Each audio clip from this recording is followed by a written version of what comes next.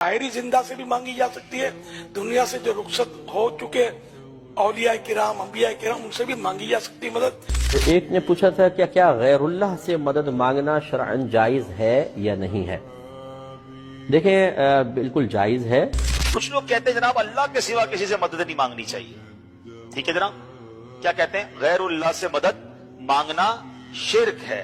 कुरान क्या कह रहा है? ऐ ईमान वालो, नमाज और सब्र से मदद चाहो। नमाज अल्लाह है? जवाब दीजिए ना। सब्र खुदा है? नहीं। तो जब नमाज और सब्र से मदद मांगने का कुरान हुक्म दे रहा है तो इसका मतलब गैरुल्लाह से मदद मांगना तो शिर्क नहीं हो सकता। किसी अल्लाह वाले से अल्लाह का बंदा समझ के और ये समझ के कि अल्लाह इन्हें देता है, ये हमें देते हैं, ये समझ के मांगा जाए तो जायज है, कोई शिर्क नहीं है। और जब एक अकेले अल्लाह का जिक्र किया जाता है तो जो लोग आखिरत पर ईमान नहीं रखते उनके दिल घुट जाते हैं।